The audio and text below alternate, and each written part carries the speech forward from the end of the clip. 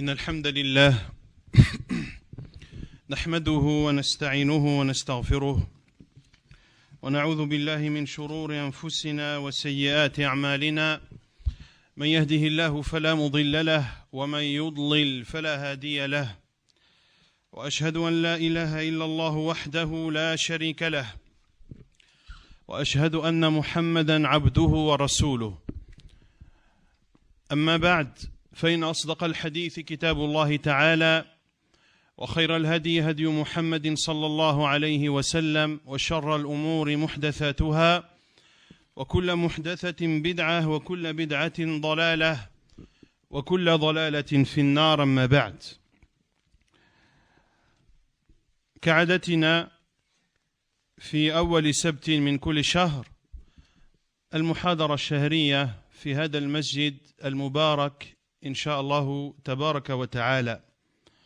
وموضوع هذه الليلة موضوع محاضرتنا هذه الليلة العربية، فضلها وأهميتها. Donc, dans cette conférence mensuelle qui se tient toujours dans la mesure du possible par la grâce d'Allah subhanahu wa ta'ala tous les premiers samedis du mois. Et la conférence de ce mois-ci est intitulée La langue arabe, son importance et ses mérites. Il y a énormément de choses à dire sur cette langue, car ce n'est pas n'importe quelle langue, et l'on verra tout cela dans les détails, ce qui m'oblige malheureusement à parler plus en français qu'en arabe, afin que le message qui veut être passé ce soir puisse parvenir à chacun et chacune d'entre vous. Tout d'abord, avant de parler de l'importance de la langue arabe et de ses mérites, parler tout d'abord de son histoire, l'histoire de la langue arabe. La langue arabe est la langue qui était parlée par les peuples de Ad et les peuples de Thamoud. C'était une langue qui était présente dans les terres du Yémen et dans les terres de l'Irak. Et concernant les Arabes, il y a ceux qu'on appelle Al-Arabu al-Aribah et Al-Arabu al-Musta'rabah. Al-Arabu al-Aribah, ce sont les Arabes d'origine, comme Ad, Thamoud. Et il y a les Arabes al-Musta'rabah qui sont ceux qui ont appris l'arabe. Ils ne sont pas d'origine et à la base des Arabes, mais ils ont appris l'arabe et au fur et à mesure des générations, eh bien, l'arabe s'est ancré dans leur culture. Comme par exemple Jurhum, vous entendrez aussi parler de Qahtan. Et l'histoire de la langue arabe prend une importance particulière lorsqu'Allah subhanahu wa ta'ala a révélé la prophétie à Ismaïl alayhi salam. Ismaïl alayhi salam, vous connaissez tous l'histoire lorsque Ibrahim l'a laissé, lui et Ismaïl, dans cet endroit désertique où il n'y avait ni culture ni eau. Et lorsque Jibril alayhi salam est venu et frappé de ses ailes cette terre qui a permis notamment que le puits de Zamzam puisse exister. Et la tribu de Jurhum est passée à cet endroit, et est restée à cet endroit, et Ismaïl alayhi salam a donc côtoyé ces enfants de cette tribu Jurhum. Et il a grandi avec eux et a appris la langue arabe de cette tribu de Jurhum. Ainsi, Ismaïl alayhi salam grandit en leur compagnie et s'est même marié avec une femme de leur tribu. Et dans le hadith authentique, authentifié par Cheikh Al-Albani, rahimahullah, dans Sahih al-Jami', il dit alayhi salatu wassalam, awwalu man futiqa lisanuhu bil arabiyyati al-mubinah, Ismaïl alayhi salam, wa huwa ibn 14 sanah. Il dit alayhi salatu wassalam que le premier qui a parlé l'arabe clair et limpide est Ismaïl alayhi salam. Il était alors âgé de 14 ans. Vous entendrez des personnes vous dire que le premier à avoir parlé l'arabe est Ismaïl alayhi salam. Cela est vrai, mais la réponse n'est pas complète. Ismaïl alayhi salam n'est pas le premier à avoir parlé la langue arabe, car la langue arabe, on l'a vu qu'il l'a appris de la tribu de Jurhum. Mais c'est le premier à avoir parlé un arabe clair, un arabe éloquent. Et c'est là où il y a la divergence des savants concernant la langue arabe. Est-ce que c'est une révélation d'Allah Azza wa Jal à Ismaïl?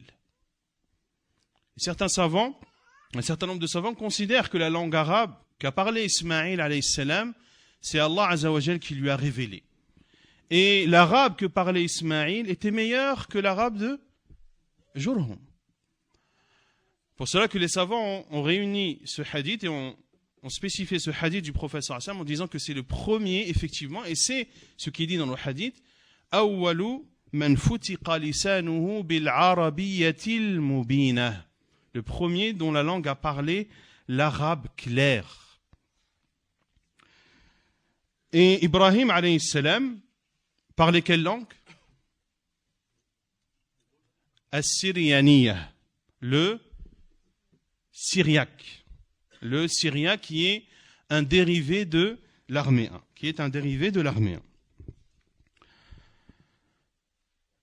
Donc, Al-Hafid ibn Hajar, rahimahullah ta'ala, a expliqué notamment cette particularité que Ismaïl alayhi salam était le premier à avoir parlé cette langue arabe claire et limpide et que cela, c'est Allah subhanahu wa ta'ala qui le lui a inculqué. La langue arabe, et il faut le savoir, est la langue vivante la plus ancienne. Et la langue vivante la plus ancienne, et beaucoup de paroles sur l'âge de cette langue arabe, mais une chose est sûre, c'est que cette langue a au minimum 1500 ans d'ancienneté. Et 1500 ans après, c'est toujours une langue qui est vivante et qui est parlée dans les 4 coins du monde. Et ceci est une des spécificités de la langue arabe et l'on verra par la suite pourquoi est-ce que cette langue arabe n'a cessé d'exister au fur et à mesure des siècles. Quant au mérite de cette langue arabe, c'est bien sûr la langue du Coran. Le Coran, qui est la parole d'Allah subhanahu wa ta'ala, a été révélé en langue arabe. Et nombreux sont les versets dans le Coran dans lequel Allah subhanahu wa ta'ala nous dit cela. Il dit Azza wa Jal, Kitabun fussilat ayatuhu Qur'anan arabiyyan liqawmi ya'lamun. Et il dit subhanahu wa ta'ala dans le début de Surat Hud, Alif Lam Ra, Kitabun uhkimat ayatuhu thumma fussilat min ladun hakimin khabir. Dans le verset de l'Fussilat, Allah Azza wa Jalla dit selon le sens, un livre dont les versets sont détaillés et clairement exposés, un Coran arabe pour les gens qui savent. Et dans le verset de Hud, il dit subhanahu wa ta'ala selon le sens, c'est un livre dont les versets sont parfaits en style et en sens, sont parfaits en style et en sens, émanant d'un sage parfaitement connaisseur, subhanahu wa ta'ala. Et il dit Azza wa Jal, Qur'anan arabiyyan, ghayra dhi iwajin la'allahum yattaqoun. Et il dit subhanahu wa ta'ala dans Surat Taha, wa kadhalika anzalnahu Qur'anan arabiyyan, وصرفنا فيه من الوعيد لعلهم يتقون أو يحدث لهم ذكرا.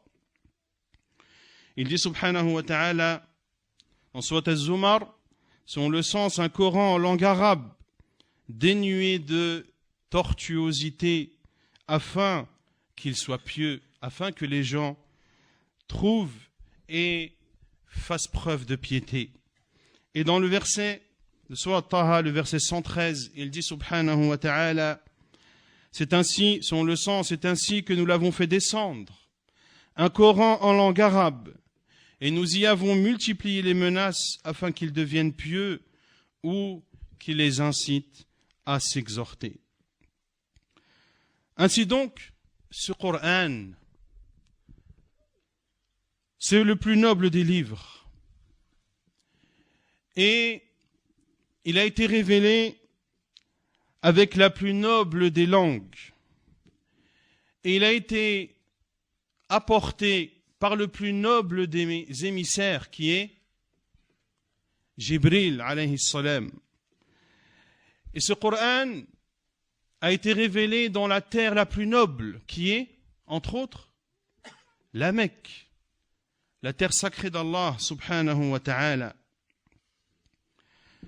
Et bien avant, ce Coran a été révélé sur le plus noble des prophètes, Muhammad sallallahu alayhi wa alayhi wa sallam. Ce Coran est descendu dans le mois le plus noble de l'année, qui est le mois du Coran, dans la nuit la plus noble de l'année, qui est la nuit du destin. Et il y a la divergence des savants. Est-ce que le Coran, concernant la nuit du destin, est-ce qu'il est descendu entièrement au ciel le plus bas, ou est-ce que la révélation du Coran a commencé pendant cette nuit appelée Laylatul Qadr? On voit donc l'importance de ce Coran, qui est le livre noble par excellence. Allah Azza wa Jal a révélé ce Coran en langue arabe. Et le Coran, c'est la parole d'Allah. Takallama Allahu bihi haqiqatan. Allah Azza wa Jal a réellement parlé. Les lettres et les sons en langue arabe. Et il a transmis cela à Jibril en langue arabe. Et Jibril l'a transmis au prophète sallallahu alayhi wa sallam en langue arabe. Et le prophète sallallahu alayhi wa sallam a transmis le message de son Seigneur en langue arabe également. Et ce Coran est le miracle du prophète sallallahu alayhi wa sallam, qui existe et qui existera jusqu'à la fin des temps. Ce Coran qui a fait en sorte que cette langue arabe ait atteint son summum. C'est par ce Coran que la langue arabe a atteint une éloquence jamais égalée et qui ne sera jamais égalée. Et l'on l'a vu dans la conférence sur les délices du Coran, qu'Allah subhanahu wa ta'ala a défié, et le défi est toujours existant et existera jusqu'à la fin des temps.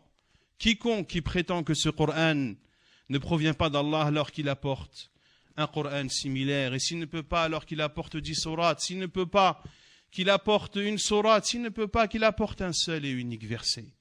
Et jusqu'à aujourd'hui, ce défi n'a été relevé par personne. La langue arabe et le Coran, qui a une éloquence qui ne peut être expliquée et qui ne peut être décrite, car les Arabes, les vrais Arabes, qui entendaient le Coran, savaient que ce ne pouvait pas être la parole écrite ou forgée par un être humain. Ce Coran a ébahi et stupéfait tous ceux qui l'ont entendu, qu'ils soient musulmans ou non musulmans. Lorsqu'Abu Bakr radiallahu anhu récitait le Coran, les polythéistes de Quraysh se réunissaient autour de sa maison pour écouter sa lecture. les djinns ont été étonnés par ce Coran. قل أوحي إلي أنه استمع نفر من الجن فقالوا إنا سمعنا قرآنا عجبا. Dit, il m'a été révélé qu'un groupe de djinns ont écouté ce Coran et ils ont dit que c'est une chose qui est étonnante.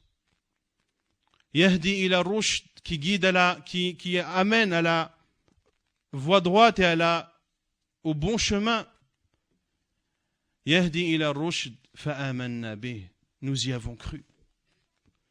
Ce Coran, qui par son éloquence inégalée fait même pleurer les non-musulmans. Et l'histoire des musulmans qui sont partis en Abyssinie, et notamment l'échange qu'il y a eu entre Ja'far ibn Abi Talib radiyallahu anhu et An-Najashi le Négus, lorsque les premiers musulmans sont partis émigrer en Abyssinie, les politéistes de la Mecque ont envoyé 2 émissaires avec des présents et des cadeaux afin de dissuader et de convaincre An-Najashi ainsi que ses patriarches de leur confier ces musulmans qui étaient partis se réfugier dans cette terre d'Abyssinie qui était chrétienne. Et An-Najashi, de par sa justice et sa droiture, n'a pas voulu livrer ces musulmans à ces 2 émissaires jusqu'à les avoir entendus et jusqu'à les questionner. Et les musulmans, lorsque An-Najashi les a convoqués, se sont consultés à savoir qu'est-ce qu'ils allaient répondre à ce roi d'Abyssinie qui allait les questionner sur leur religion. Et ils ont décidé de dire la vérité et de dire exactement ce que le prophète sallallahu alayhi wa sallam leur enseignait. Et c'est alors que An-Najashi s'est adressé à Ja'far ibn Abi Talib et leur a dit: qu'avez-vous à ne pas vous soumettre à la religion de ce pays ni à la religion de votre peuple? Exposez-nous votre croyance et votre religion. Et Ja'far ibn Abi Talib radiyallahu anhu a fait alors un discours extrêmement éloquent en expliquant qu'ils étaient dans l'ignorance, qu'ils étaient dans la période anté-islamique, qu'ils enterraient leurs filles vivantes et qu'ils mangeaient les bêtes mortes et que le fort avait la suprématie sur le faible, jusqu'à ce que le prophète sallallahu alayhi wa sallam soit venu avec ce message de la part d'Allah azza wa jal, et il leur a enseigné le fait d'adorer Allah seul sans ne rien lui associer. Il leur a enseigné de dire la vérité, de respecter le dépôt, d'être bon avec son voisinage. Il leur a enseigné la prière, la zakat, le jeûne. Il leur a montré les bonnes choses, le fait d'être bon avec ses parents, etc., etc., etc. Il a énuméré, radiyallahu anhu, les mérites de l'islam et les comportements louables auxquels nous appelle l'islam. Et le Négus, An-Najashi, lui a demandé: as-tu quelque chose à me proposer de ce qui a été révélé à cet homme que tu prétends être un prophète? Et c'est alors que Ja'far ibn Abi Talib radiyallahu anhu a commencé à lire le début de sourate Maryam, Kaf ha ya ayn sad, dhikru rahmati rabbika abdahu Zakariya. Il a lu cette sourate Maryam, et cela était une sagesse de sa part radiyallahu anhu, car il y a une sourate dans le Coran qui s'appelle sourate Marie, qui parle de la naissance de Isa alayhi salam et que c'est un envoyé d'Allah et non pas une divinité adorée en dehors d'Allah. Et lorsqu'il a terminé de réciter ces versets, c'est alors que An-Najashi a fondu en larmes, et ses patriarches aussi, qui étaient des prêtres et des évêques, ont pleuré au point d'avoir mouillé les livres qu'ils avaient devant eux. et An-Najashi de témoigner, de dire que ce que tu viens de lire là et ce qui nous est rapporté de Isa ne vient que d'une seule et même source. Ce Coran, chers musulmans et musulmanes, son éloquence, comme je l'ai dit, ne peut être exprimée, ne peut être comparée avec n'importe quelle parole en arabe.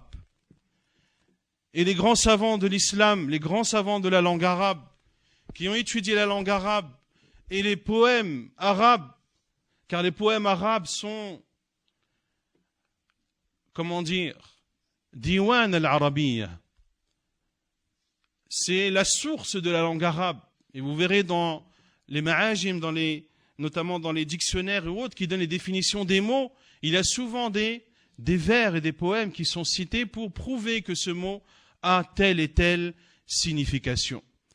Et Al-Asma'i, lorsqu'il a entendu une jeune fille parler, lui a dit « Comme tu es éloquente !» Et cette fille de lui répondre « Et qu'est mon éloquence devant l'éloquence du Coran ?» Dans un seul verset, Allah subhanahu wa ta'ala a révélé et a exprimé 2 ordres, 2 interdits, 2 informations et 2 bonnes nouvelles.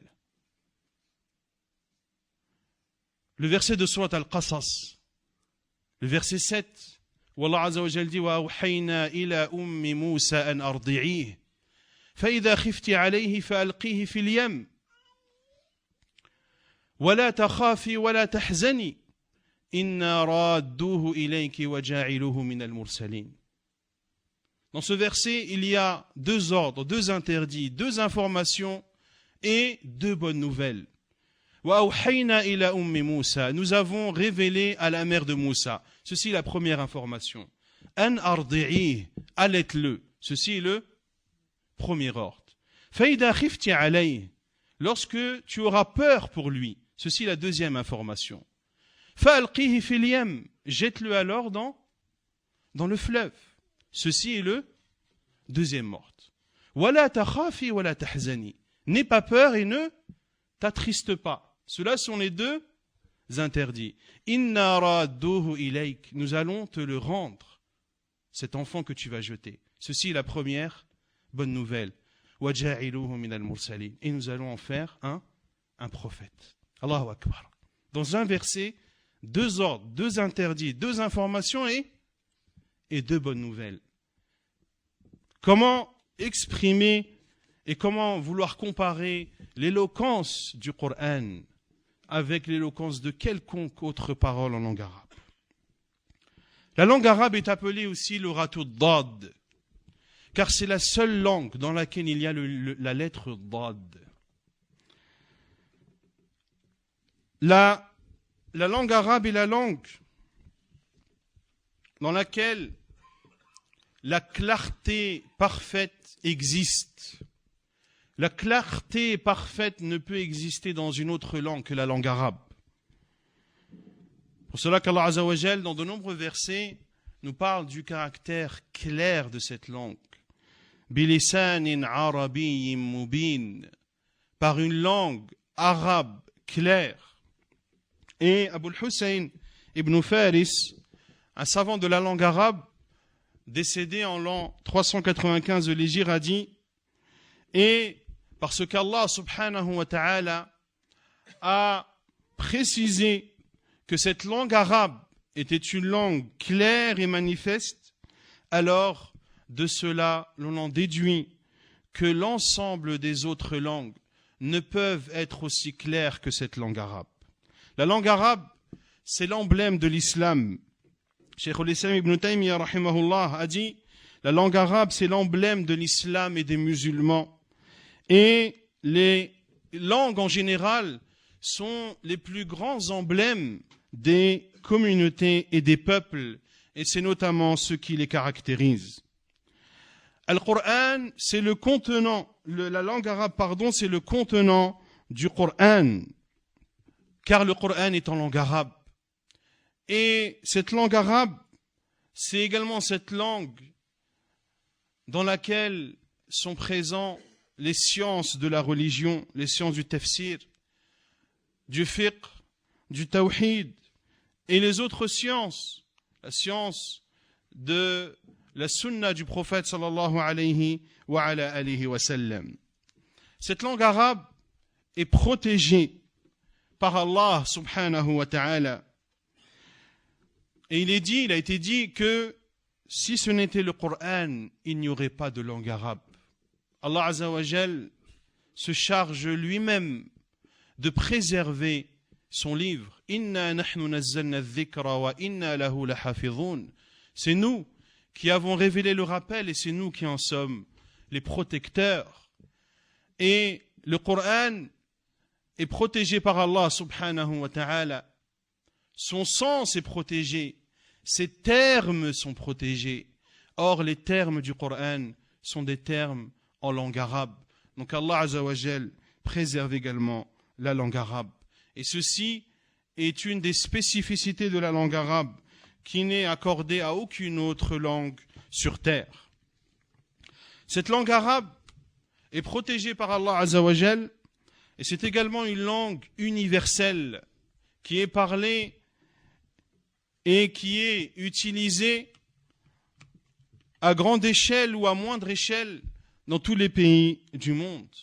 Et cette langue arabe est valable en tout lieu et en tout temps, et elle existera jusqu'à ce qu'Allah subhanahu wa ta'ala décide que cette vie d'ici-bas s'arrête et arrive à son terme.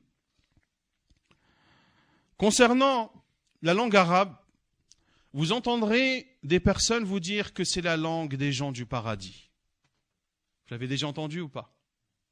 Que la langue arabe, c'est la langue des gens du paradis. Il y a un hadith à ce sujet rapporté dans le Mu'jam de l'imam al-Tabarani selon Abu Hurairah radiyallahu anhu, dans lequel le prophète sallallahu alayhi wa sallam aurait dit: je suis arabe, le Coran est arabe et la langue des gens du paradis est arabe. Mais ce hadith est un hadith mensonger, mawdou', comme le dit Cheikh al-Albani rahimahullahu ta'ala. Il n'y a donc pas de texte authentique qui viennent nous informer que la langue parlée par les gens du paradis est la langue arabe. Ainsi, c'est un sujet dans lequel nous n'avons pas de science et donc un sujet sur lequel on doit se taire et ne pas se prononcer. Cheikh al-Islam ibn Taymiyyah rahimahullah a été questionné sur la langue que parleront les gens le jour où ils seront ressuscités. Est-ce qu'Allah azza wa jalla s'adressera à eux en langue arabe? Et est-ce qu'il est vrai que les gens de l'enfer parleront le perse et les gens du paradis l'arabe? Il a répondu rahimahullah ta'ala que la langue qui sera parlée ce jour-là n'est pas connue. Car Allah subhanahu wa ta'ala ne nous a pas informé de cela, ainsi que son prophète sallallahu alayhi wa sallam. Et il n'y a rien d'authentique qui vienne prouver que le perse sera la langue des gens de l'enfer, ni que l'arabe soit la langue des gens du paradis. Et nous ne connaissons aucune information à ce sujet concernant les compagnons du prophète sallallahu alayhi wa sallam. Ils se sont tous abstenus de se prononcer sur ce sujet. Après avoir parlé des mérites de la langue arabe, parlons maintenant des spécificités de cette langue arabe. La première de ces spécificités est que c'est une langue qui est vaste. C'est une langue extrêmement vaste et c'est la plus vaste des langues existantes à nos jours. Il n'y a pas une langue qui est plus vaste dans ses termes, dans ses mots, dans ses sens que la langue arabe. L'imam al-Shafi'i rahimahullah a dit dans son livre Risala: Lisanul Arab awsa'ul alsina wa aktharuha alfaza. La langue arabe est la langue la plus vaste et c'est celle qui comporte le plus de mots. Ainsi, la clarté, la vasteté de cette langue arabe ne peut être comparée avec une autre langue. Et celui qui dirait qu'une langue est plus vaste et plus riche que la langue arabe se sera trompé. Et l'imam As-Suyuti, rahimahullah ta'ala, a dit cela est clair, car nous, les Arabes, lorsque nous voulons parler, par exemple, d'une épée, eh bien, nous avons énormément de termes qui nous permettent de l'exprimer. Et chaque terme aura une signification particulière qui parlera d'un aspect particulier de cette épée. Il en est de même pour, par exemple, le lion, il en est de même pour le cheval, il en est de même pour énormément de choses. Par exemple, le lion a plus de 11 noms, certains même parlent de 300. Le chameau également a énormément de mots qui le caractérisent. C'est une langue qui est vaste. Le juriste parle en langue arabe. Le médecin écrit et parle en langue arabe. L'astronome écrit et parle en langue arabe.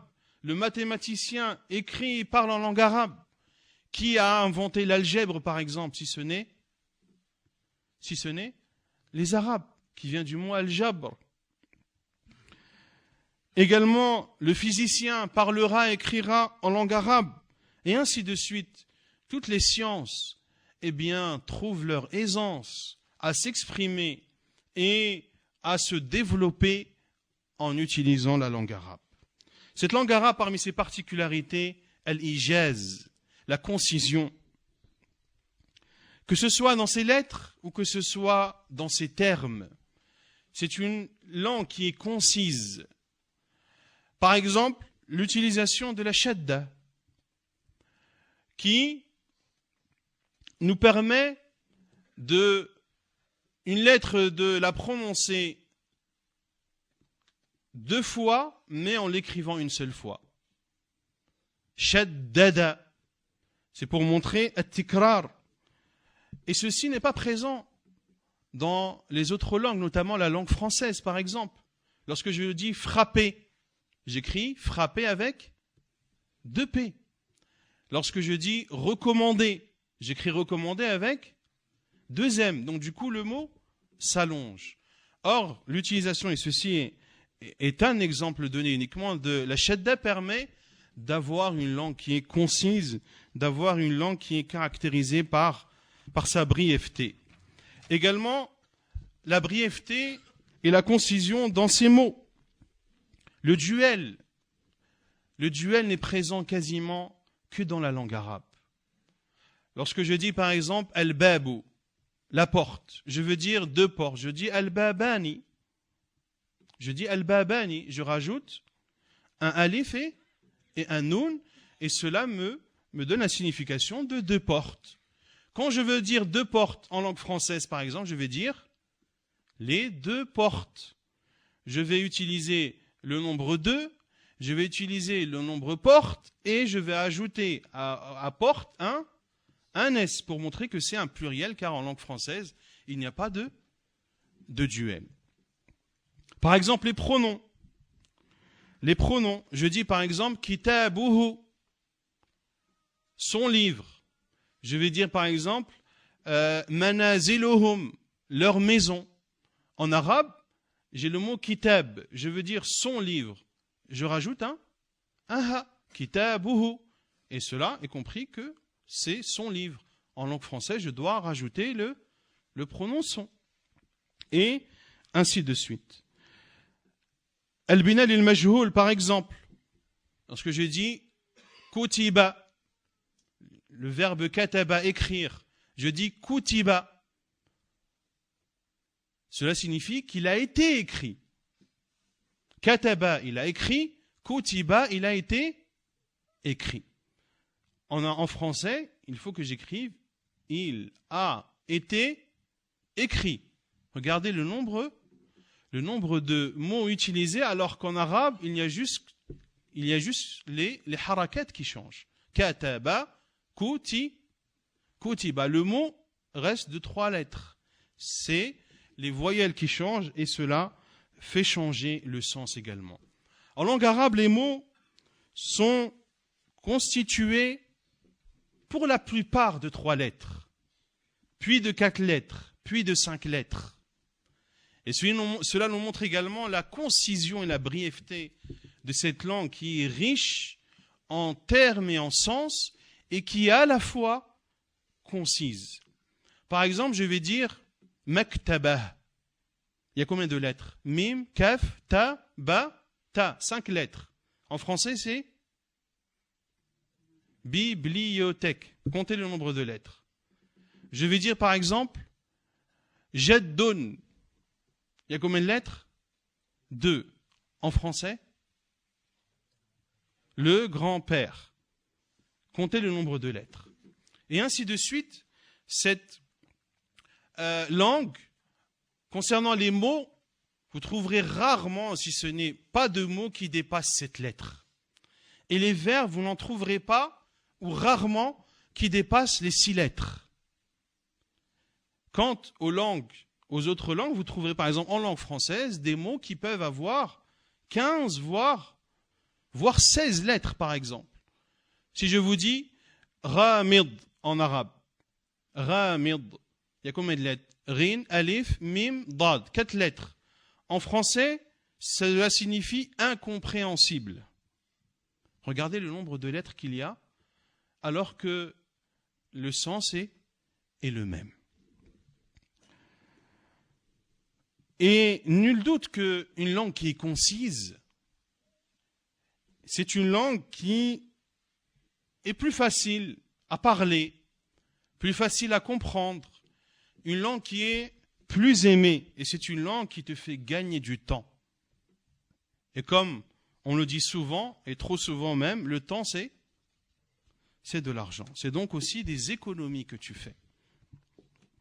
Car le temps que tu vas prendre à écrire un livre, ou à écrire un article, ou à écrire, eh bien tu prendras moins de temps à l'écrire en arabe qu'en français. Également, parmi les spécificités de la langue arabe, il y a l'i'rab. L'i'rab, que définissent les nuhat, les savants de la grammaire, huwa taghyiru awakhir al-kalim, le fait de changer la fin des mots, notamment la voyelle. Et ceci est une des spécificités de la langue arabe. Il n'y a pas cela dans une autre langue. Par exemple, si je vous dis ma ahsan Zayd, ma ahsan Zayd. Ici, je n'ai pas mis les voyelles à la fin des mots. J'ai mis un soukoun sur ahsan et j'ai mis un soukoun sur Zayd. Qu'est-ce que vous comprenez? Un arabe va vous dire je ne comprends pas. Ma ahsan Zayd, je suis désolé, je ne comprends pas. Taïb. Je te dis ma ahsanu Zaydin. Ici, je comprends. C'est-à-dire, qu'y a-t-il de meilleur en Zayd? Quand je dis par exemple ma ahsana Zaydan, ma ahsana Zaydan, c'est-à-dire c'est un étonnement, comme Zayd est bienfaisant. Et si je dis par exemple ma ahsana Zaydun, ici j'ai mis une fatha à la fin de ahsan et j'ai mis une damma à la fin de Zayd. Ici, cela signifie que Zayd n'a pas été bienfaisant. Regardez les voyelles que je change et regardez le sens, comment il est modifié. Ceci est une des particularités de la langue arabe. Également, la langue arabe a une particularité dans les lettres et la prononciation de ces lettres. La langue arabe est la langue qui contient la plus large, la plus large échelle phonique. La plus large échelle phonique. Ça veut dire quoi? Il y a plusieurs endroits dans lesquels les lettres sortent. Et cela, vous l'apprenez notamment dans la science du tajwid. Ceux qui ont étudié Al-Jazariya, par exemple, cela est étudié. Chaque lettre sort d'un endroit bien précis. Il y a des lettres qui sortent au niveau des lèvres. Il y a des lettres qui sortent à l'aide de la langue. il y a des lettres qui sortent au niveau de la gorge, au-dessus de la gorge, dans le fond de la gorge. Et il y a aussi des lettres qui sortent, on ne va pas dire des lettres, mais là c'est plus des voyelles, qui sortent dans la cavité orale qui est bien après le fond de la gorge. Par exemple, vous dites fa, vous dites mim. C'est des lettres qui sortent en utilisant les lèvres. Vous avez par exemple nun, lam. Nun, lam. Ce sont des lettres qui sortent en utilisant la langue. Vous avez qaf, ka. C'est une langue, ce sont des lettres qui se prononcent et le son sort et provient du dessus de la gorge. Lorsque vous dites, par exemple, rain, kha, là on descend un peu plus bas. Lorsque vous dites ha, a, on descend encore plus bas. Lorsque vous dites ha, là on est au plus bas de la gorge. Et les voyelles longues, a, ou, i, descend et proviennent de la cavité orale. On voit donc que les lettres de la langue arabe sont homogènes.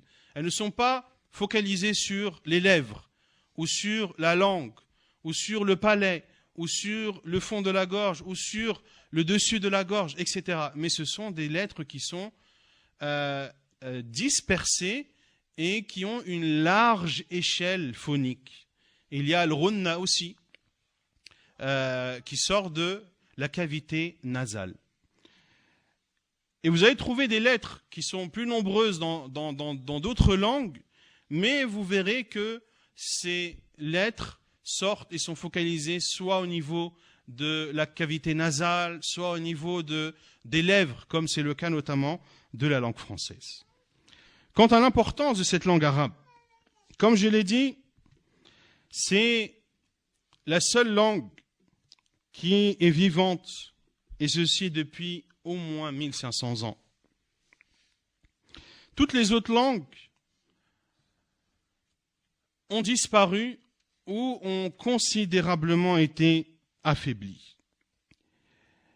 Et il est malheureux de constater que cette langue arabe, son mérite, son importance est méconnue de beaucoup de musulmans. Le musulman doit savoir que la langue arabe, c'est la langue de sa religion, que le Coran est en arabe, que la sunna du prophète sallallahu alayhi wa sallam est en arabe.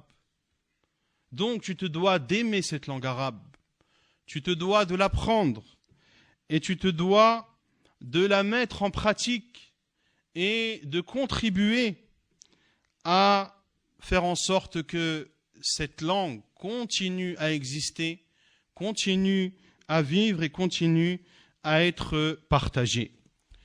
Al-Imam al-Shafi'i rahimahullah a dit: il est obligatoire pour chaque musulman de connaître de la langue arabe autant que possible afin d'accomplir ses devoirs. Et il dit aussi, rahimahullah ta'ala, فَعَلَى كُلِّ مُسْلِمٍ أَنْ يَتَعَلَّمَ مِنْ لِسَانِ الْعَرَبِ مَا بَلَغَهُ جُهْدُهُ. Il est obligatoire aux musulmans d'apprendre la langue arabe autant que possible jusqu'à ce qu'il atteste que nul ne mérite d'être adoré qu'Allah et que Muhammad sallallahu alayhi wa sallam est son envoyé et son prophète, jusqu'à ce qu'il puisse lire le livre d'Allah, c'est-à-dire en arabe, et de prononcer les rappels et les invocations obligatoires, notamment celles qui sont présentes dans la prière et autres.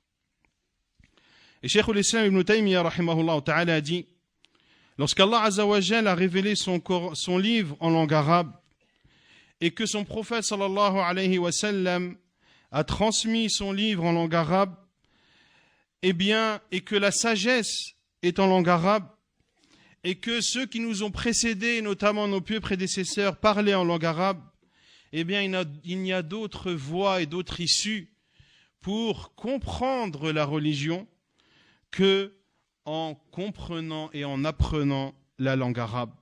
Ainsi, de connaître la langue arabe fait partie de la religion et de connaître la langue arabe te permettra d'appliquer convenablement la législation d'Allah subhanahu wa ta'ala. Nous devons donc donner une importance particulière à cette langue, car c'est la langue de notre religion. Et l'on voit que tous les peuples donnent de l'importance à sa langue. Lorsque vous voyez les chefs d'État, par exemple, qui voyagent dans des congrès, dans les 4 coins du monde, chacun parle sa langue. Et c'est aux gens de se débrouiller pour la comprendre, et c'est aux organisateurs de trouver les interprètes adéquats pour que chacun puisse comprendre la parole et la langue qu'il parle. On ne peut pas parler de l'importance de la langue arabe sans parler de la gravité de faire des erreurs linguistiques ou des erreurs grammaticales. Al-Imam al-Nawawi, ce qui est appelé en arabe par al-lahn. Al-Imam al-Nawawi, rahimahullah, a dit « Et il est du devoir de l'étudiant en sciences du hadith d'étudier la grammaire et d'étudier la langue arabe qui lui permettra de ne pas tomber dans al-lahn, dans les erreurs linguistiques et dans les erreurs grammaticales. » Et Al-Sha'bi, rahimahullah, a dit « An-nahwu fil ilm kal-milhi fi at-ta'am la yustaghna bih » La grammaire est pour la science comme le sel pour le repas. Tu ne peux pas t'en passer. Tu ne peux pas t'en passer. Et Al-Hafidh al-Iraqi, dans sa Alfiya, qu'il a écrit, rahimahullah ta'ala, dans la science du hadith, il parle justement de ce point que sont les erreurs grammaticales et les erreurs d'écriture ou de prononciation. Il dit rahimahullah وَلْيَحْذَرِ اللَّحَّانَ وَالْمُصَحِّفَ عَلَى حَدِيثِهِ بِأَنْ يُحَرِّفَ فَيَدْخُلَ فِي قَوْلِهِ مَنْ كَذَبَ فَحَقٌّ النَّحْوُ عَلَى مَنْ طَلَبَ. Il dit rahimahullah, et que prenne garde celui qui commet des erreurs grammaticales, al-lahn, et celui qui fait ce que les savants appellent at-tashif. Tashif, c'est le fait de changer des lettres qui se ressemblent. Par exemple, j'écris barid et j'écris yazid. C'est quoi la différence entre barid et yazid? Des points. Dans le premier, j'ai barid, j'ai un point en dessous le bas, et je n'ai pas de point sur le ra. Et dans l'autre, j'ai 2 points en dessous, le ya, et j'ai un point sur le za. Et cela change le sens. Et cela ne peut être accepté dans la science du hadith, car on parle ici de la parole de qui? Du prophète sallallahu alayhi wa sallam. Ainsi, il dit, rahimahullah, que prenne garde celui qui fait le lahn ou le tashif dans son hadith qu'il rapporte ou qu'il écrit, de ne pas falsifier, car il rentrerait dans la parole celui qui ment. Ici, il fait référence à la parole du prophète sallallahu alayhi wa sallam, man kadhaba alayya muta'ammidan falyatabawwa baq'adahu minan nar fa haqqun an-nahwu ala man talaba. Ainsi, la science de la grammaire est obligatoire pour celui qui apprend la science. Et beaucoup de savants sont de cet avis que celui qui fait des erreurs grammaticales dans les hadiths du prophète sallallahu alayhi wa sallam qu'il rapporte entre dans cette menace du prophète sallallahu alayhi wa sallam, que celui qui dit ce qu'il n'a pas dit, qu'il se réserve alors sa place en enfer, car le prophète sallallahu alayhi wa sallam était le plus éloquent des Arabes. Était le plus éloquent. Khayru man nataqa bid-dad. Le prophète sallallahu alayhi wa sallam est le meilleur qui ait prononcé la lettre dad pour montrer son éloquence. Que le prophète sallallahu alayhi wa sallam était le plus éloquent. Donc il ne faisait pas d'erreur en arabe. Donc si toi, tu rapportes un hadith, ou tu lis un hadith, ou tu expliques, enseignes un hadith en faisant des erreurs grammaticales, tu auras dit ce que le prophète sallallahu alayhi wa sallam n'a pas dit. La langue arabe, c'est ce qui te permet de comprendre ces 2 sources divines le Coran et la sunna du prophète sallallahu alayhi wa sallam. C'est la langue arabe qui va te permettre de comprendre et de découvrir les secrets présents dans le Coran et la sunna du prophète sallallahu alayhi wa sallam. C'est cette langue arabe qui va te permettre de découvrir et de maîtriser les subtilités présentes dans ces sources. Et nos pieux prédécesseurs donnaient une immense importance à cette langue arabe. Cheikh al-Islam ibn Taymiyyah rahimahullah a dit: la connaissance de la langue arabe par laquelle on s'est adressé à nous nous permet de mieux comprendre ce qu'Allah et son prophète, yarhamukallah, et son prophète sallallahu alayhi wa sallam ont dit. Et beaucoup se sont égarés parmi les gens de l'innovation, car ils n'ont pas associé les bons sens aux termes. Le fait de parler la langue arabe a une influence indéniable sur la raison de la personne, sur son comportement et sur sa religion. Cheikh al-Islam ibn Taymiyyah rahimahullah a dit: sache que le fait de t'habituer à une langue a un effet indéniable sur la raison, sur le comportement et sur la religion. Ainsi, il faut s'exprimer en langue arabe, car lorsque tu auras pris l'habitude de t'exprimer en langue arabe, eh bien, ta raison, ton comportement seront imprégnés et influencés par cette langue arabe. Ainsi, tu seras amené à ressembler au premier de cette communauté parmi les compagnons du prophète sallallahu alayhi wa sallam.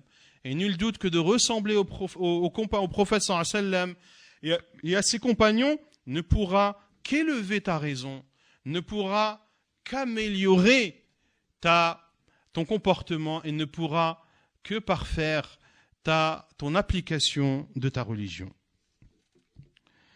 Et les salaf, rahimahumullah, comme le dit Cheikh al-Islam ibn Taymiyyah, rahimahullah, éduquaient leurs enfants dans la langue arabe. Ils parlaient avec eux en langue arabe.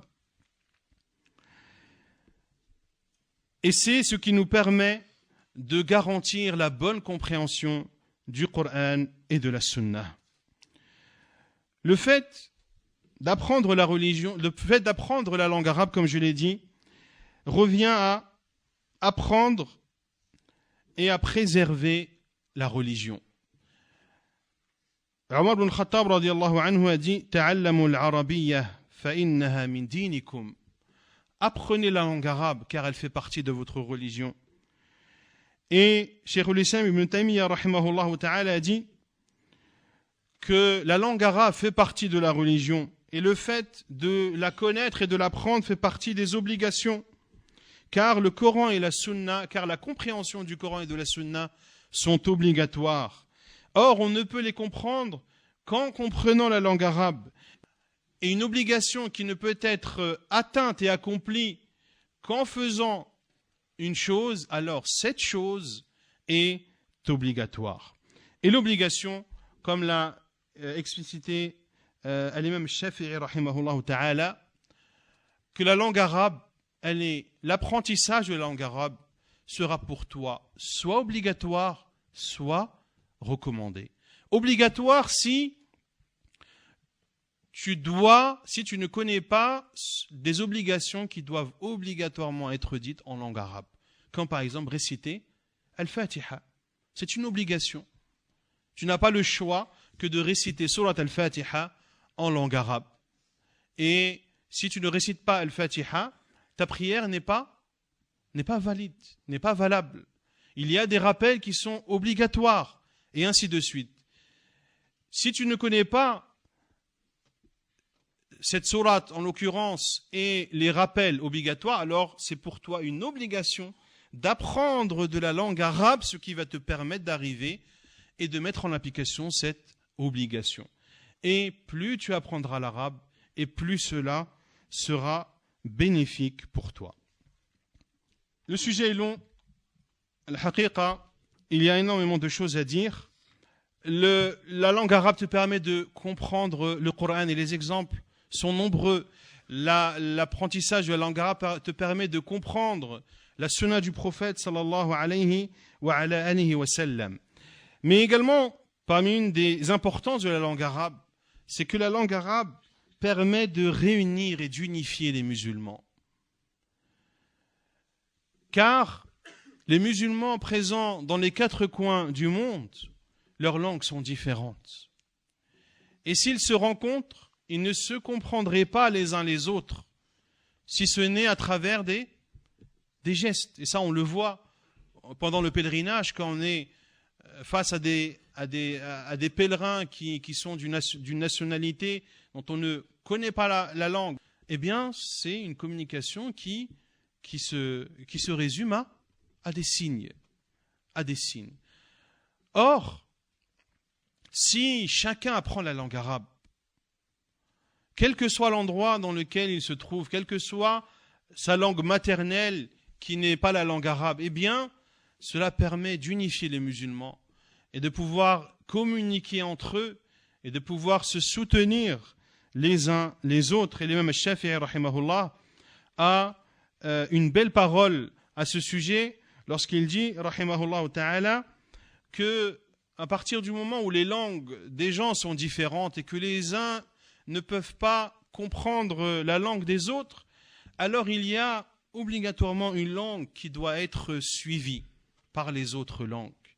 Et quelle langue mérite le plus d'être suivie si ce n'est la langue parlée par le prophète sallallahu alayhi wa ala alihi wa sallam. Et l'on constate que d'autres personnes donnent plus d'importance à leur langue que les musulmans ne donnent d'importance à la langue arabe. Par exemple, les Japonais, regardez l'importance qu'ils donnent à leur langue. L'enseignement au Japon n'est fait qu'en japonais. Et vous connaissez tous l'avancée technologique du Japon. Et toute cette avancée, eh bien, ils la font à travers leur langue, qui est la langue japonaise. Vous avez par exemple les Coréens, pareil. Ils ont la langue coréenne qui est la seule langue enseignée et vous connaissez également les avancées technologiques de la Corée et ainsi de suite. La Chine, ne parlons même pas de la Chine. Tous ces pays donnent énormément d'importance à leur langue. Pourquoi nous, les musulmans, ne donnons-nous pas l'importance à la langue arabe qui est bien meilleure que toutes ces autres langues? Si seulement les musulmans savaient et connaissaient la valeur et l'importance de leur langue arabe. Il y a de nombreuses paroles des salafs sur l'importance de la langue arabe. Omar ibn al-Khattab, radiyallahu anhu, lorsqu'il a écrit à Abu Moussa al-Ash'ari, il lui a dit « Amma ba'd, fatafaqahu fi s-sunnah, wa tafaqahu fi al-arabiyyah, wa a'ribu al-Qur'an fa innahu arabi » Les recommandations de Omar ibn al-Khattab, radiyallahu anhu, Abu Moussa al-Ash'ari, comprenez et étudiez la sunnah, comprenez et étudiez la langue arabe et analysez grammaticalement le Coran, car c'est un livre en langue arabe.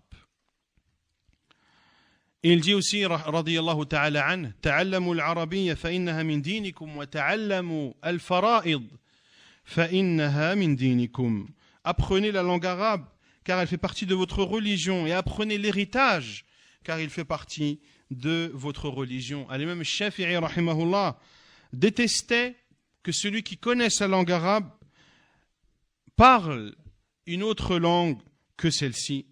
Cheikh al-Islam ibn Taymiyyah, rahimahullah, a dit, et les salafs n'ont cessé de détester le fait que les Arabes changent et dévient de leurs emblèmes, même concernant les transactions. Les salafs n'aimaient pas que dans les transactions on utilise d'autres termes que les termes en arabe. Et ils parlaient en une autre langue que la langue arabe que dans le besoin. Comme cela est rapporté de l'imam Malik, de l'imam Shafi'i et de l'imam Ahmed. C'est toujours la parole de Cheikh al-Islam ibn Taymiyyah rahimahullah dans son livre Al-Fatawa.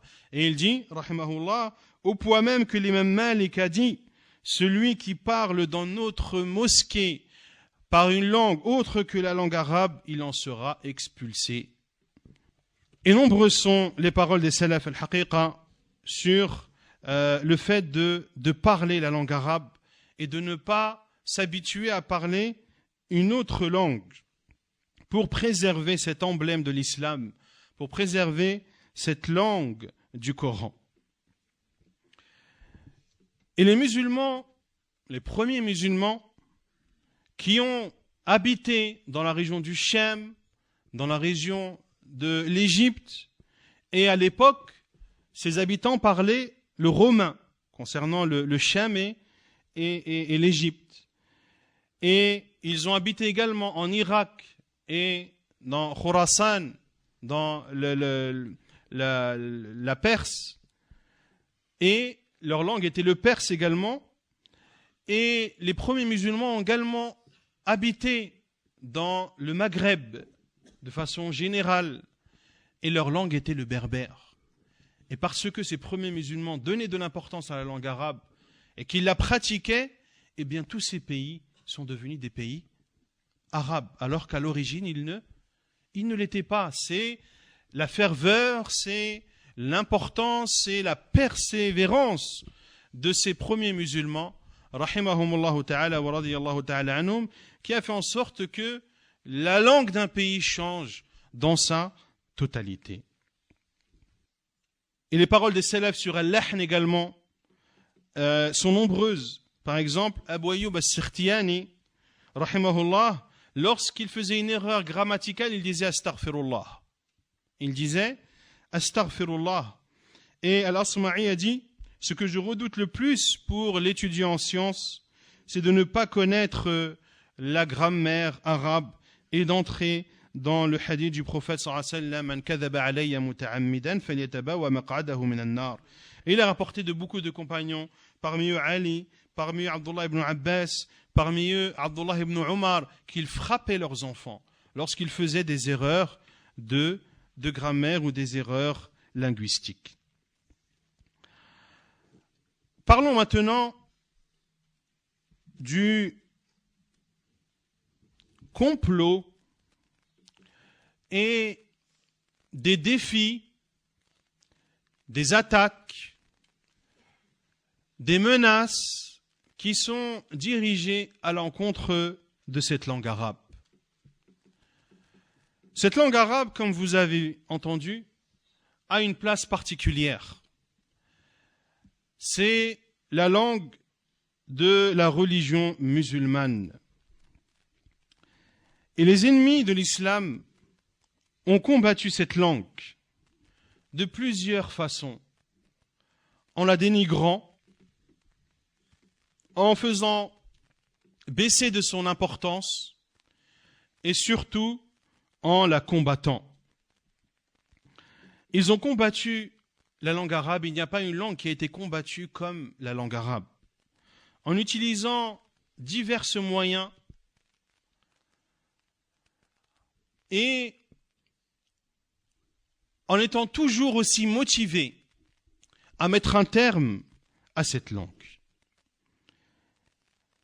Ceux qui ont comploté contre la langue arabe, il y a par exemple les orientalistes. On entend beaucoup parler des orientalistes, les orientalistes.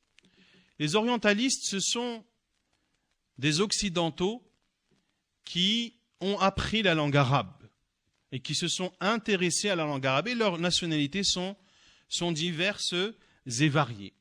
Pas tous, mais beaucoup ont utilisé ces connaissances qu'ils ont acquises pour contrer, pour combattre et pour porter atteinte à la langue arabe.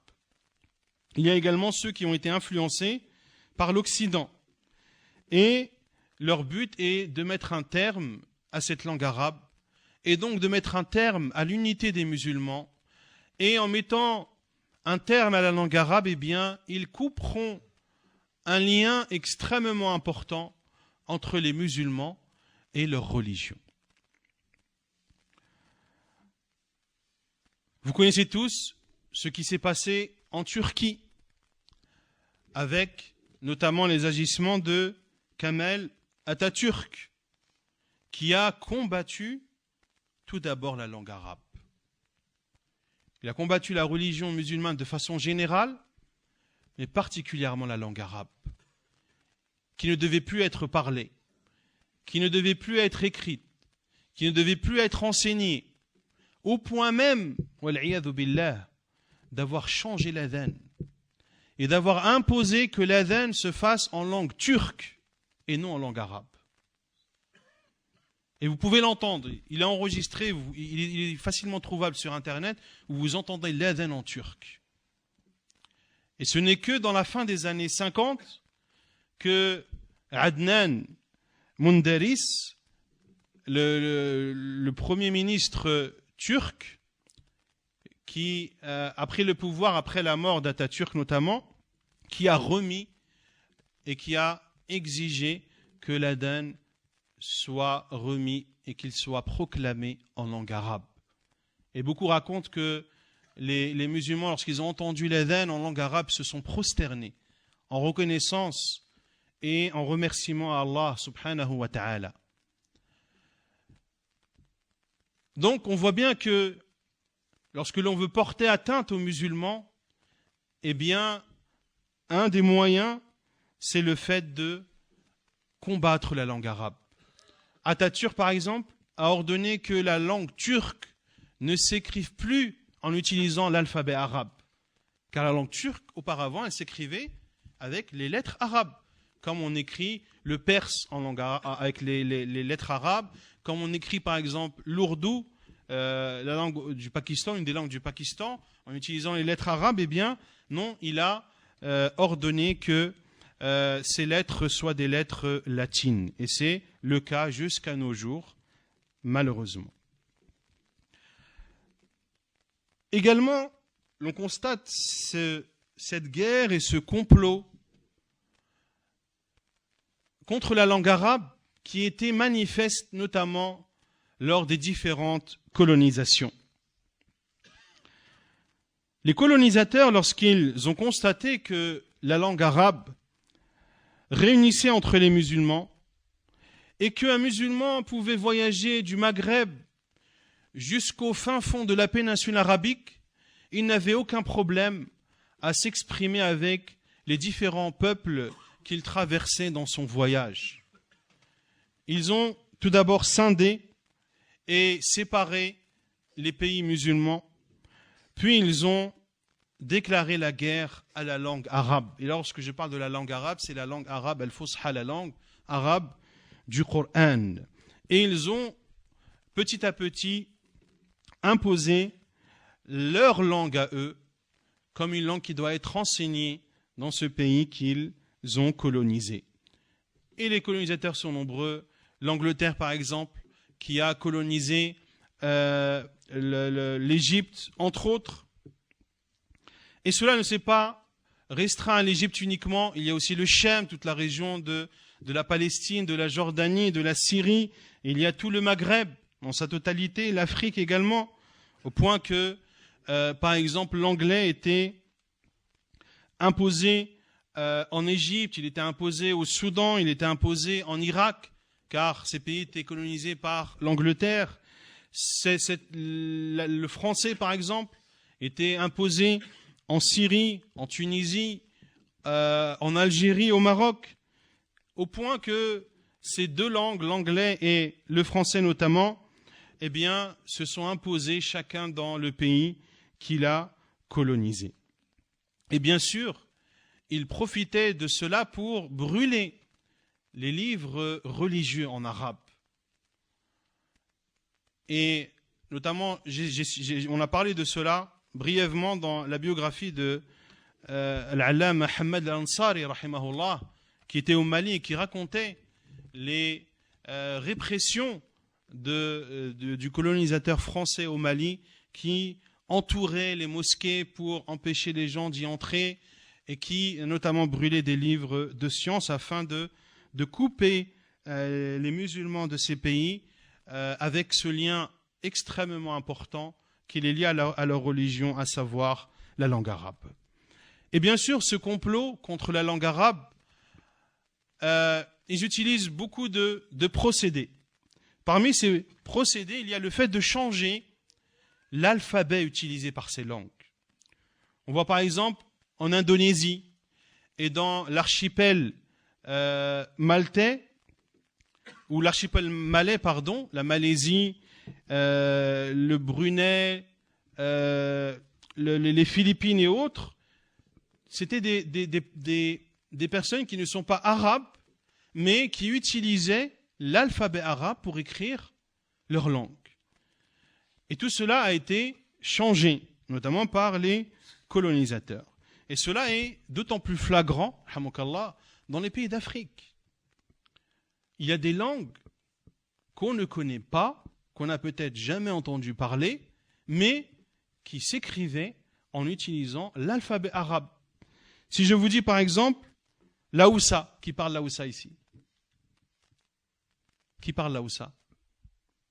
Une langue qui est parlée pourtant au Bénin, au Burkina Faso, au Cameroun et dans d'autres pays, comme la Côte d'Ivoire notamment, le Niger.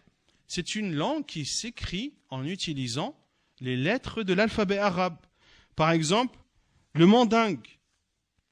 Qui parle le mandingue? Ahsant. Qui est parlé au Sénégal, en Gambie, en Guinée, au Mali. Également, il s'écrivait avec les lettres arabes. Le Wolof, vous n'allez pas me dire qu'il n'y a pas de personne qui parle le Wolof ici. Le Wolof, c'est une langue qui s'écrivait avec les lettres arabes. Et c'est lorsqu'il y a eu la colonisation française que le Wolof écrit maintenant avec les lettres latines. Également le Swahili, qui est une langue parlée au Kenya, en Ouganda, en Tanzanie, et ainsi de suite, en Somalie, en Érythrée. Énormément de langues qui étaient écrites en utilisant l'alphabet arabe. Et tout ceci a été changé et il leur a été proposé et soumis, et voire imposé, d'utiliser les lettres latines. Ceci pour éloigner ces personnes de la langue arabe et donc de les éloigner de leur religion. Également, ils utilisent comme stratagème le fait de faire en sorte que les langues étrangères émergent dans ces pays afin de détourner l'attention sur la langue arabe. Ils utilisent également le fait de encourager les différents peuples, les différentes tribus à s'attacher à leurs racines. Et c'est notamment ce qui a été fait, utilisé comme procédé, notamment au Maroc et en Algérie. Lorsque les Français qui ont colonisé l'Algérie pendant plus de 150 ans, et pendant ces 150 années, ils ont combattu la langue arabe, mais ils ont vu qu'il n'y avait pas moyen de séparer, de scinder les Algériens de leur langue, de la langue arabe, car c'est la langue de leur religion. Ils ont donc dit, on va leur enseigner que eux, à la base, ce sont des berbères, que leurs racines sont berbères, elles ne sont pas arabes. Et donc, ils devaient s'attacher à leurs racines et donner de l'importance à leurs racines. Et les Arabes, ce sont ceux qui sont dans la péninsule arabique. Et certains ont pris, d'autres non. Et il n'y a aucune contradiction entre le fait d'avoir des origines qui ne sont pas arabes et d'apprendre l'arabe et d'être même un savant en arabe. Par exemple, Tariq ibn Ziyad, rahimahullah, c'était un berbère. Il a conquis notamment l'Andalousie. Et l'Andalousie, c'est quelle langue qui s'y est propagée lorsque les musulmans en ont pris le contrôle? C'était la langue arabe. Alors que c'était lui, un berbère. Un autre exemple. Qui ne connaît pas l'Ajurumiyya ici? Le premier livre qui est enseigné dans la grammaire arabe. Qui connaît l'Ajurumiyya? Beaucoup l'ont étudié. Et beaucoup demandent la miséricorde d'Allah Azza wa Jal pour son auteur. Et son auteur, c'est qui? Ibn Ajurrum. Et c'était qui Ibn Ajurrum? C'était un Marocain, un berbère, qui est né à Fès. Et son livre sur la langue arabe est étudié dans le monde entier. Et il est accepté, walillahi alhamd, de ceci, de par sa sincérité, dans le but de faciliter cette langue. Et Allah Azza wa Jalla a fait en sorte que son livre soit accepté par les musulmans, quel que soit l'endroit où ils se trouvent dans le monde. Quand on voit par exemple Sibawayh, quand on parle de la langue arabe, le savant de la langue arabe, on parle de qui en premier? Sibawayh. Quand on parle des savants, même dans le fiqh, même dans le hadith par exemple, l'imam al-Bukhari, est-ce qu'il était arabe? Non. Il était de l'Ouzbékistan. Est-ce que l'imam Muslim était arabe? Non. Il était perse, d'Iran, l'Iran actuel. Pareil pour l'imam Abu Daoud, pour l'imam Ibn Majah, l'imam Tirmidhi, l'imam al-Nasa'i. Ces grands savants du hadith que l'on connaît tous, ils n'étaient pas d'origine arabe. Mais ils ont appris l'arabe, car l'apprentissage de l'arabe faisait partie pour eux de la religion. Et ils se rapprochaient d'Allah Azza wa Jal en apprenant l'arabe, car c'est en apprenant l'arabe que l'on comprend la parole d'Allah subhanahu wa ta'ala et la parole du prophète sallallahu alayhi wa ala alihi wa sallam. Également, parmi leurs stratagèmes, c'est le fait d'utiliser les dialectes et de faire croire que les dialectes sont plus faciles que la langue arabe claire, al-Fusha, la langue du Coran. Et cela, malheureusement, est beaucoup diffusé chez les musulmans. Mashallah, il parle al-Fusha. Mashallah, il parle al-Fusha, c'est-à-dire que c'est quelque chose de... Il est arrivé à un niveau... Il a fait face à des difficultés innombrables pour pouvoir parler cette langue. Moi, je me contente que de Darija, que ce soit Darija marocain ou algérien ou tunisien ou autre. Donc les gens ont cette idée que les dialectes sont plus faciles à apprendre et à parler que la langue arabe du Coran. Et cela est faux. Et tout ceci vient notamment des orientalistes qui ont étudié ces différents dialectes et qui ont établi des règles et qui ont écrit des livres pour vanter les mérites de tous ces dialectes, de leur trouver un orthographe, de leur trouver une façon d'écrire, etc., dans le but que ce soit des langues qui prospèrent et ainsi que cela porte atteinte de façon directe ou indirecte à la langue arabe.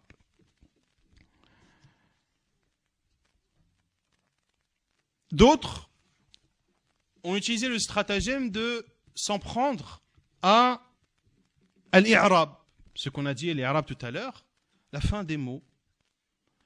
Et certains ont dit sakkin taslam, mets des soukoun partout et tu seras tranquille. Parce que l'Arab, c'est compliqué, etc., avec les différentes formes, les différentes situations, les différents sens, etc. C'est trop compliqué, donc mets des soukoun partout et comme ça tu seras tranquille. Or, on ne peut pas mettre des soukoun partout. Je vous ai dit tout à l'heure, ma ahsan zayd, ça veut dire quoi? Ça ne veut dire rien. Des versets du Coran, par exemple, innama yakhsha Allah min ibadihi al-ulama'u, c'est en mettant une fatha sur Allah et une damma sur al-ulama qu'on sait que ce sont les savants qui craignent Allah.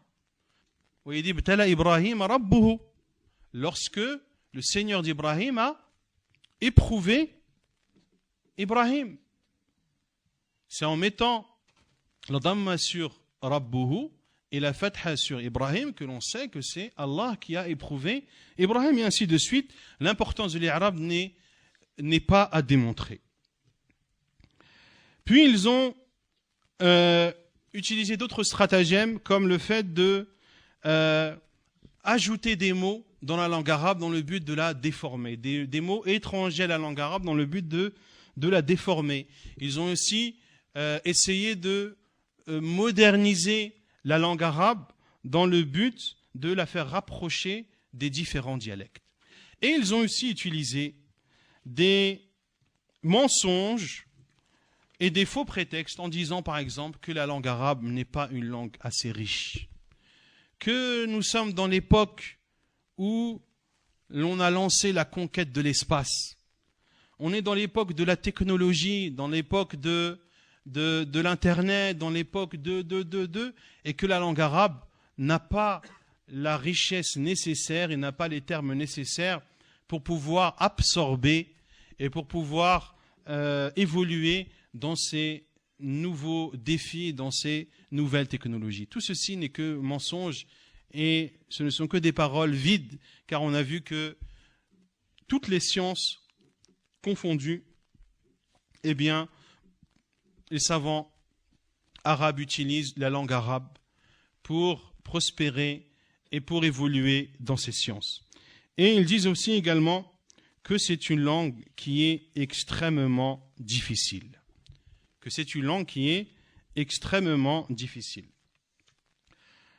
Donc, Inch'Allah Ta'ala, pour clôturer sur cela, sur justement ces prétextes qui sont lancés sur la langue arabe dans le but de l'affaiblir et d'espérer sa disparition, je vais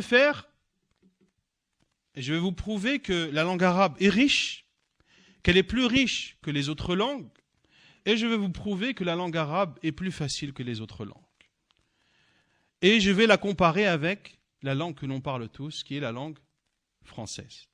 Et cette comparaison que je fais entre la langue arabe et la langue française, je ne le fais pas dans le but de dénigrer la langue française.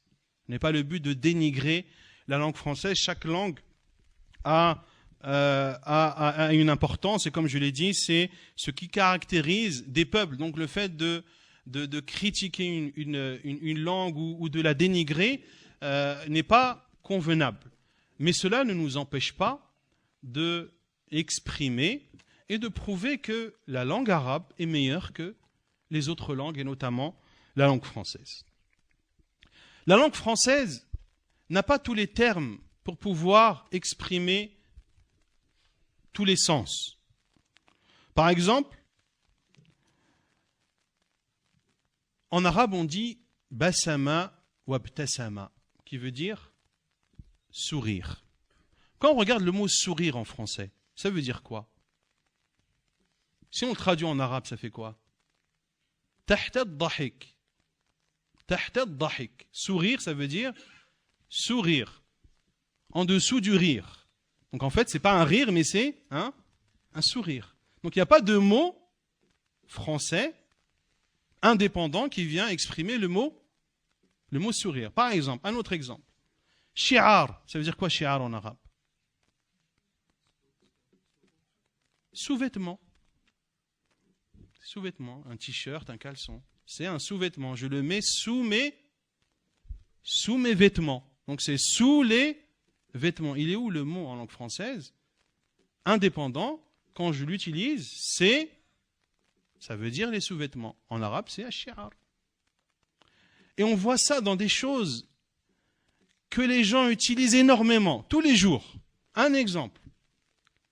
Ghalin wa rakhis. Ça veut dire quoi? Cher et pas cher. Moi j'ai ghal qui veut dire cher en arabe, rakhis qui veut dire rakhis, pas cher. En français, cher c'est cher et pas cher c'est quoi? Dites-moi un mot, traduisez-moi le mot rakhis en français, allez-y. Vous allez me dire quoi? Pas cher? Vous allez me dire bas prix, pas cher. Allez-y, cherchez. Naam, peu coûteux. Voilà. On voit bien que c'est une langue qui est faible. Je vais vous dire encore un autre exemple que même nous les prêcheurs, et le frère Sadiq, il est là, il va témoigner. Kadhaba yakdhibu wa yasduqu. Kadhaba wa sadaqa. Kadhaba, ça veut dire il a menti. Sadaqa, ça veut dire il a dit la vérité. Dit la vérité, c'est un verbe. Mentir, c'est un verbe. Dire la vérité, c'est un verbe. En arabe, sadaqa, yasduqu. ولا يزال رجل يصدق ويتحرى الصدق حتى يكتب عند الله صديقا. Et ça, on le voit, nous, en langue française, quand on traduit. Quand on dit yasduq, il dit la vérité. Il dit la vérité. C'est pas le verbe, alors que c'est quelque chose qu'on utilise beaucoup. Mentir, ne pas mentir, ne pas dire la vérité, c'est des mots que on utilise beaucoup. En arabe, il y a un terme, un verbe, qui veut dire yasduqu, dire la vérité. Mais en français, il est où ce mot-là? Également, on parle et on dit que les musulmans dénigrent la femme. Je vais vous montrer que les Arabes donnent plus d'importance aux femmes que les non-Arabes. Et on va prendre l'exemple de la langue française. En arabe, je dis « ukhatibuka ». Ça veut dire je te parle. Mais je parle à qui? À un homme. « Ukhatibuka ». Je dis « ukhatibuki ». Je te parle. En s'adressant à une femme. Je dis maintenant « je te parle ». Je parle à qui? Dites-moi. Ce n'est pas un dénigrement de la femme. Je te parle. Et je m'adresse à une femme comme je m'adresse à un homme. Et je ne fais pas de distinction entre l'homme et la femme. Je suis désolé, mais ce n'est pas donner de l'importance à la femme. L'arabe est venu pour donner à chacun son importance. Je donne à l'homme son importance, je donne à la femme son importance, je donne aux deux personnes leur importance et je donne au groupe leur importance. Donc on voit ici que si on compare la langue arabe et la langue française, laquelle est moins riche que l'autre? La langue arabe, elle supporte tous les nombres. La langue française, elle s'arrête à 60. Je dis sab'in en arabe, ça veut dire 60, 10. Hein, donc il y a 60 et on rajoute 10. Hein. Tis'oun, c'est quoi? 90. 90. Même 80. 80, c'est quoi? C'est 4 fois 20. Donc ici, la langue française, elle s'arrête à 60. Au-dessus de 60, entre guillemets, c'est de la recomposition. Alors qu'en arabe, non. C'est chaque dizaine a son nom, et ainsi de suite. Il y a certains mots, et ceci entre parenthèses, qui sont utilisés, mais qui ont été banalisés, et si on regarde l'origine, on voit que c'est pour dénigrer la langue arabe. Je vais vous donner un exemple. Le mot charabia. Qui connaît le mot charabia? Ça veut dire quoi charabia? Hein? Tu es en train de dire n'importe quoi. Et quand tu regardes l'origine du mot charabia, ça vient de al-arabiya, qui a été modifié jusqu'à arriver à charabia. Jusqu'au point même où des linguistes arabes ont demandé à l'Académie française d'enlever ce mot de la langue française et de l'enlever des dictionnaires, car c'est une forme de dénigrement de cette langue arabe. Donc ici, on a prouvé que la langue arabe est plus riche que la langue française. Maintenant, prouvons que la langue arabe est plus facile que la langue française. Dans les sons, on a A ou I. Tu veux écrire A, tu mets une fatha. Tu veux dire OU, tu mets une damma. Tu veux dire I, tu mets une kasra. Et cela est problématique dans la dictée notamment. C'est ça que beaucoup de gens, et cela, vous allez vous rendre compte de la difficulté de la langue française quand c'est des gens qui ne sont pas français qui l'apprennent. Dans les dictées, il y a énormément de fautes. Pourquoi? Car il y a énormément de notions à prendre en compte. Par exemple, le son O. D'accord? Le son O. Vous allez dire à un nom arabophone, à un nom francophone, pardon, beau. Il va te dire, mais il est où le O? Le O, c'est E-A-U. Tu vas dire faux. Il est où le O? C'est A-U-X. Il faut. A-U-T. J'ai mal au dos. O-O-S. On monte en difficulté. Opium. Opium, ça s'écrit comment? O-P-I-U. C'est U ou O? Maximum. Il est où le O dans maximum? Ça, c'est des notions que celui qui apprend la langue française doit prendre en compte. Et ça, c'est dans quasiment tous les sons. Le A, par exemple. J'ai un tas de questions. Tas de questions, T-A-S. J'ai vu un rat. Un rat, R-A-T. on monte en difficulté. Je suis récemment parti. Récemment. Il est où le A? Il est où le A? Il n'y a pas de A. Une femme. Il est où le A dans femme? C'est E2M. E2M, il se prononce A. Par exemple, et ils disent que la langue arabe, elle est difficile. Hein. Le I, par exemple. Pays, il est où le I dans pays? Style, il est où style? Il est où le I dans style? Souris, on monte en difficulté. Fusil, IL. Outil, IL, on prononce I. On prend la lettre X, par exemple.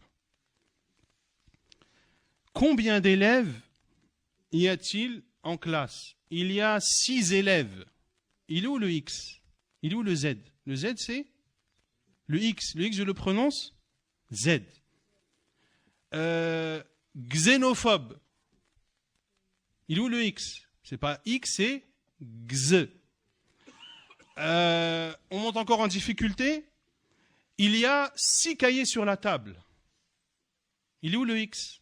Il ne se prononce pas. Donc des fois, le X, c'est Z. Des fois, le X, c'est X.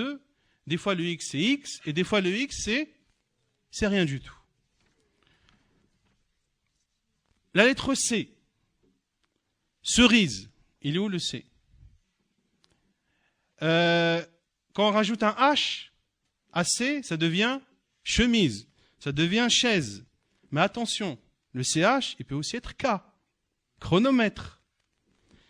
Il ne faut pas confondre avec le K et le Q. Parce que le C, il peut aussi être un K. Comme cahier, comme cartable. On monte en difficulté. 2 C qui se succèdent. On va dire accablé. Accablé. Accaparé. Donc ici, c'est 2 C qui se succèdent, mais qui se prononcent K. Mais, attention, 2 C qui se succèdent, ça peut être aussi un X. Accéléré, accélération, accent. La lettre T, c'est une lettre qui se prononce T, mais c'est une lettre qui se prononce aussi S. Une partie, T-I-E. Aristocratie, T-I-E, mais je prononce S. Exécuter, exécution. Exécution, on l'écrit comment? T-I-O-N à la fin. T-I-O-N. Exécuter avec un T, exécution avec un T. Discuter avec un T. Discussion avec un... Si on parle des temps et de la conjugaison, on va vraiment se rendre compte que la langue arabe est beaucoup plus simple que la langue française. En langue arabe, c'est simple. Il y a al-madi, al-mudari' et al-amr. Il y a le passé, il y a le présent, le futur, al-mudari' lorsqu'il est précédé de qad, de sin et autres, et il y a l'impératif. Et les Arabes s'expriment de la façon, comme je l'ai dit, la plus éloquente possible. La langue arabe est la langue la plus claire en utilisant al-madi, al-mudari' et al-amr. La langue française. Je ne sais même pas si ça vaut... Je ne dis pas ça pour dénigrer, hein, mais c'est juste pour répondre à ceux qui disent que les langues occidentales, parce que la langue française, ce n'est qu'une des langues qui découle et qui a pour origine la langue latine. On peut dire ça également sur l'anglais, sur les autres langues qui découlent.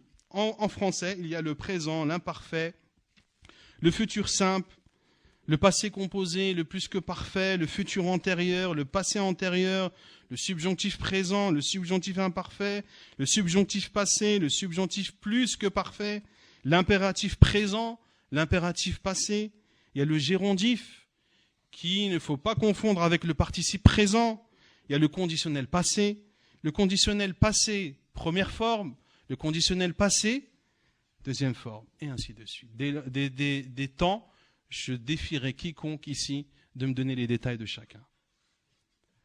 Donc, quand on dit que la langue arabe n'est pas riche, quand on dit que la langue arabe, elle est compliquée, et quand on regarde et qu'on fait une simple comparaison sur des termes que tout le monde connaît, des formule que tout le monde utilise sans se rendre compte.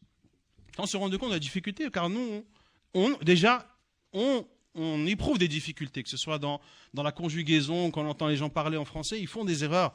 Des fois, pour ceux qui connaissent vraiment la langue, c'est presque risible. Et on ne se rend pas compte de la difficulté de cette langue que lorsque l'on l'enseigne à des personnes qui ne la parlent pas. Et lorsqu'on enseigne la langue arabe, on voit comment les gens assimilent cette langue de façon très simple et aisée. Il y a dans cela une sagesse, car Allah Azza wa Jalla dit وَلَقَدْ يَسَّرْنَا الْقُرْآنَ لِلذِّكْرِ فَهَلْ مِن مُدَّكِرٍ.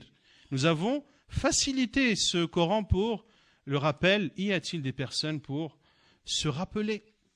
On voit des fois des personnes qui ne parlent pas l'arabe. Des fois, on voit des étrangers, par exemple de pays africains ou de pays d'Asie, etc., qui ne parlent pas l'arabe. Mais quand tu l'entends lire le Coran, tu dis Subhanallah, c'est un arabi. Tu ramènes deux lectures, tu vas dire les deux c'est des arabes. Et quand tu vas parler avec lui, tu vas engager une discussion, il va te dire excuse-moi, Akhi, je ne parle pas l'arabe. Je le prononce, j'ai appris le tajwid, je sais prononcer les lettres, je connais les règles et tout, mais n'engage pas de discussion. Pourtant, quand tu l'entends parler, quand tu entends s'exprimer, tu vois qu'il s'exprime de façon claire, limpide, au point que tu as du mal à faire une différence entre un arabe et un non-arabophone. Donc la langue arabe est une langue qui est simple. Il faut juste avoir la motivation et se donner les moyens de l'apprendre. Et c'est le conseil que je donne à moi-même et que je donne à chacun d'entre vous d'apprendre cette langue arabe, car cela est meilleur pour vous dans la compréhension du livre d'Allah, qui est la meilleure des paroles, dans la compréhension de la sunna du prophète sallallahu alayhi wa sallam. Cela va vous préserver, cela va préserver vos enfants. En apprenant l'arabe à vos enfants, vous les éduquez à être des musulmans pieux, à être des musulmans sincères, à être des musulmans qui s'accrochent à leur religion. Et les moyens, alhamdoulilah, sont à disposition. Celui qui ne trouve pas de centre à côté de chez lui ou à quelques kilomètres de chez lui pour apprendre l'arabe, bien alhamdoulilah, maintenant il y a l'enseignement à distance, en ligne. Il y a beaucoup de sites qui proposent l'enseignement de la langue arabe. Et ce conseil que je le dirige aux hommes comme je le dirige aux femmes. Et je dirais même que ce conseil est dirigé plus aux femmes qu'aux hommes, car ce sont les femmes qui éduquent les enfants. Ce sont elles qui sont le plus souvent avec les enfants, ce sont elles qui s'expriment avec nos enfants. Donc enseigner et faire en sorte que ta femme apprenne la langue arabe et parle la langue arabe, eh bien, c'est un bien que tu lui auras fait à elle, un bien que tu t'auras fait à toi, que tu t'auras fait toi-même, et c'est aussi un bien que tu auras proposé à tes enfants. Et n'ayez pas peur de dépenser votre argent pour l'apprentissage de la langue arabe, car ce n'est pas quelque chose que vous regretterez. Bien au contraire, cela ne pourra être que profitable pour eux, et que ceux qui parlent l'arabe, qui ont appris l'arabe, parlent l'arabe avec leurs enfants. Des choses inconcevables où on voit des personnes qui enseignent l'arabe, qui ont étudié l'arabe, qui parlent l'arabe, mais ils s'adressent en français avec ses enfants. C'est la contradiction totale. Où est le respect de cette langue? Où est l'importance que l'on doit donner à cette langue? Si cette personne qui parle l'arabe, qui l'a appris, qui l'enseigne, ne parle pas l'arabe avec les membres de sa famille, qui va parler l'arabe avec les membres de sa famille? Qui, billahi alaykum? Donc il faut se remettre en cause, et il faut se remettre en question et donner de l'importance à cette langue et d'apprendre et d'exceller dans celle-ci. Et ne pas se mettre le frein de « je suis un reconverti », à la base je ne suis pas un arabe, donc de toute façon ma connaissance de l'arabe sera limitée. On vous a prouvé le contraire, en vous montrant que le grand savant dans la langue arabe n'était pas un arabe d'origine. هذا ما تيسر نسأل الله عز وجل أن يوفقنا لما يحبه ويرضاه. Nous demandons à Allah Azza wa Jal de nous protéger et de nous faciliter l'apprentissage de la langue arabe et l'excellence dans cette langue. إنه سبحانه وتعالى ولي ذلك والقادر عليه. وصلى الله وسلم وبارك على نبينا محمد وعلى آله وصحبه أجمعين وآخر دعوانا أن الحمد لله رب العالمين.